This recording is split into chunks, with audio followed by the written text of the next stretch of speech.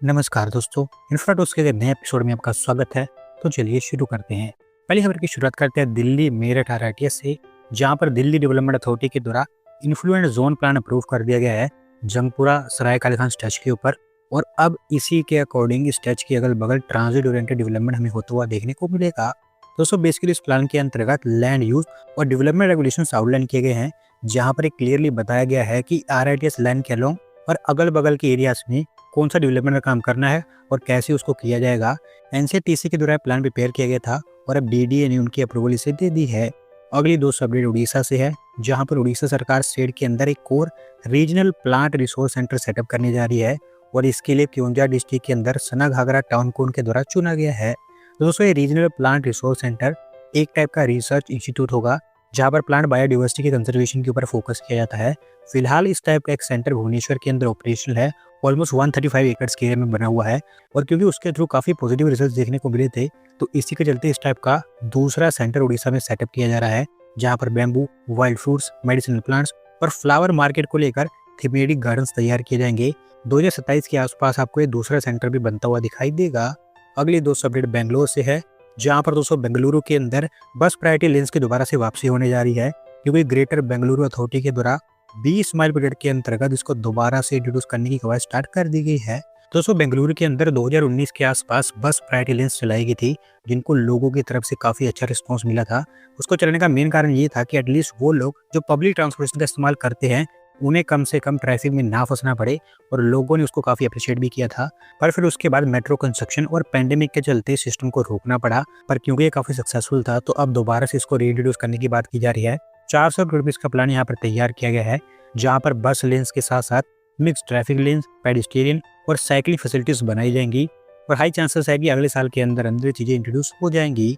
अगली दोस्तों अपडेट नोएडा से है, जहाँ पर Yamuna expressway industrial development authority के द्वारा पतंजलि फूड पार्क के अंदर 50 एकड़ ऑफ लैंड को सबलीज करने का प्रपोजल सामने रखा गया है, और वो चाहते हैं कि इस लैंड के ऊपर एक एग्री एक्सपोर्ट हब को तैयार किया जाए। तो दोस्तों इसका थोड़ा सा मैं आपको बैकग्राउंड समझाऊं, तो अभी के समय में नोएडा सेक्टर 24A में पतंजलि और इनोवा फूड कंपनी ये दोनों मिलकर एक फूड पार्क को तैयार कर रहे हैं ऑलमोस्ट 300 एकड़ के एरिया में।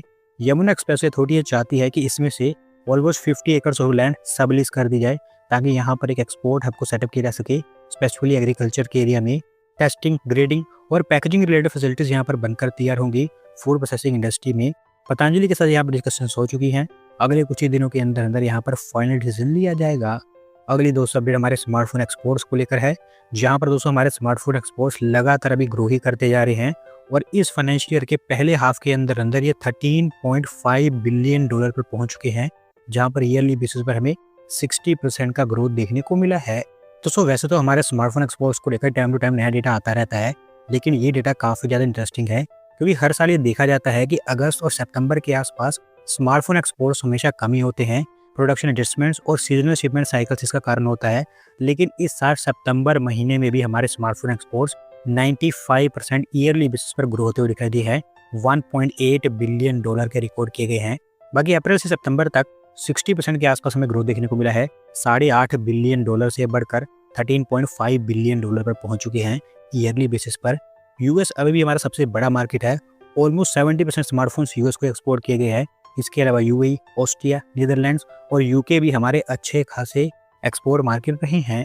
अगले दोस्तों अपडेट एयर पोल्यूशन को लेकर है, जहां पर दोस्तों भारत सरकार बीजिंग जैसा एक एक्शन प्लान दिल्ली एनसीआर के अंदर इंट्रोड्यूस करने जा रही है, और इसके थ्रू वो कोशिश कर रहे हैं कि जैसे चाइना ने बीजिंग का एयर पोल्यूशन कंट्रोल किया था, सिमिलरली दिल्ली एनसीआर में भी वैसा ही काम किया जाए। तो दोस्तों आज से ऑलमोस्ट एक दशक पहले बीजिंग का एयर पोल्यूशन और एयर लेवल का हालात कुछ ऐसा ही हुआ करता था जैसा अभी दिल्ली एनसीआर का है, लेकिन चाइनीज गवर्नमेंट के प्रोएक्टिव मेजर्स के चलते बीजिंग के हालात काफ़ी ज़्यादा सुधर गए हैं।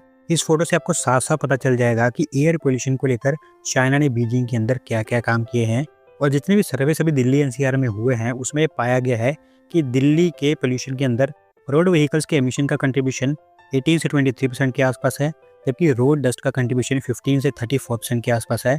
और ये दोनों के दोनों ऐसे एरियाज है जिसके ऊपर बीजिंग में काम हुआ था। दिल्ली में भी इनके ऊपर काम हो सकता है और इनको कंट्रोल किया जा सकता है। होपफुली सरकार के द्वारा जो प्लान तैयार किया जा रहा है उसमें इन दोनों चीज़ों को इंक्लूड किया गया है। बताया जा रहा है कि हाई एमिशन वाले ट्रक्स को रेगुलेट किया जाएगा, ईवीज को प्रमोट किया जाएगा। इस तरह के अलग अलग मेजर्स यहाँ पर लिए जाएंगे पंजाब, हरियाणा, यूपी, राजस्थान और दिल्ली सरकार के साथ साथ union road transport, environment, urban development और एग्रीकल्चर मिनिस्ट्री, ये सब मिलकर यहाँ पर काम करेंगे। तो आप एस्टिमेशन लगा सकते हैं कि कितने बड़े स्केल पर यह प्लान तैयार किया जा रहा है। नीति आयोग भी इसका हिस्सा है। होपफुली इसके थ्रू हमें दिल्ली एनसीआर के अंदर पॉजिटिव रिजल्ट देखने को मिलेंगे। अगली दोस्तों अपडेट कर्नाटका से है, जहाँ पर दोस्तों कर्नाटका सरकार भी स्टेट के अंदर एक बड़ा डेटा सेंटर पार्क तैयार करने जा रही है और Karnataka industrial area development board के द्वारा बेंगलोर के अंदर तवाराकेरे लोकेलिटी को इसके लिए शॉर्टलिस्ट किया गया है। तो दोस्तों अभी हो ये रहा है कि देश के अंदर बहुत सारी स्टेट्स डेटा सेंटर पार्क्स को सेटअप करने में लगी हुई हैं। तो इसी के चलते कर्नाटका सरकार ने भी इस एरिया में एंट्री कर दी है। Karnataka industrial area development board के द्वारा टोटल 1000 एकड़ ऑफ लैंड यहाँ पर एक्वायर की जाएगी, जिसमें से वो 250 से लेकर 300 एकड़ of land data centre park के लिए रखने वाले हैं। गीगावाट स्केल का एक मेन डेटा सेंटर यहाँ पर सेटअप किया जाएगा, जो हब एंड स्पोक मॉडल पर ऑपरेट होगा, जिससे कि अलग अलग एरियाज जैसे कि मैसूरू, हुबली, बेलगावी, धारवाड़, इस तरह के अलग अलग सिटीज में 25 से 30 मेगावाट के multiple edge data centres connected होंगे। और ओवरऑल टारगेट है कि अगले 1.5-2 सालों के अंदर अंदर इस पूरे इकोसिस्टम को तैयार कर दिया जाए। अगली दोस्तों अपडेट हमारी इंडियन नेवी को लेकर है, जहाँ पर दोस्तों हमारी इंडियन आर्मी के लिए हमारी मिनिस्ट्री डिफेंस ने 2 और प्रोक्योरमेंट एग्रीमेंट साइन किए हैं और इसके अंतर्गत हमारी इंडियन आर्मी के लिए लाइट वेट मॉड्यूलर मिसाइल्स और असॉल्ट राइफल्स के लिए नाइट सर्ट्स को खरीदा जाएगा।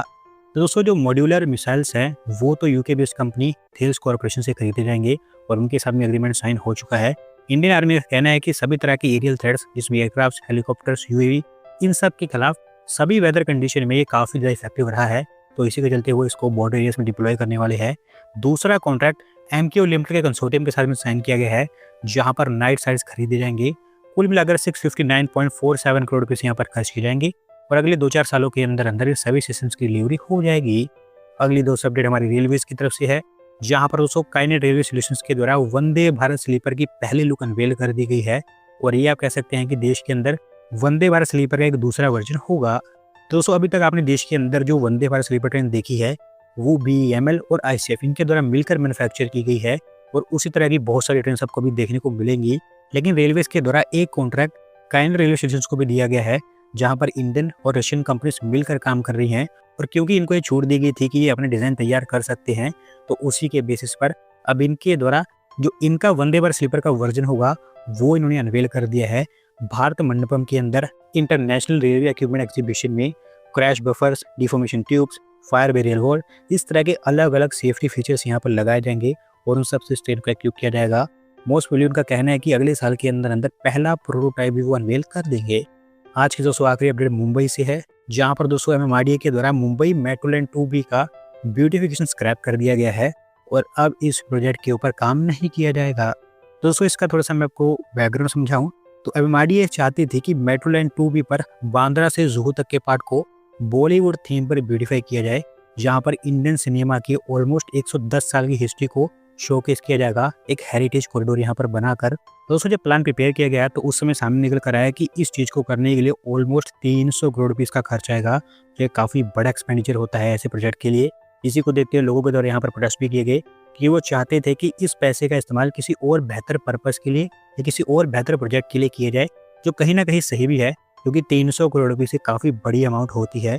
और क्योंकि ये प्रोटेस्ट लगातार चलते जा रहे थे तो इसी के कारण अब एमएमआरडीए ने डिसाइड किया है कि वो इस ब्यूटिफिकेशन के ऊपर काम नहीं करेंगे और अब इस पैसे का इस्तेमाल किसी और प्रोजेक्ट के ऊपर किया जाएगा। दोस्तों आज की वीडियो में बस इतना ही। अगर आप अपनी तरफ से अपडेट सबमिट करना चाहते हैं तो शिपिंग के लिंक पर क्लिक करके सबमिट कर सकते हैं। और अगर वीडियो पसंद आई हो तो वीडियो को लाइक करें, चैनल को सब्सक्राइब करें।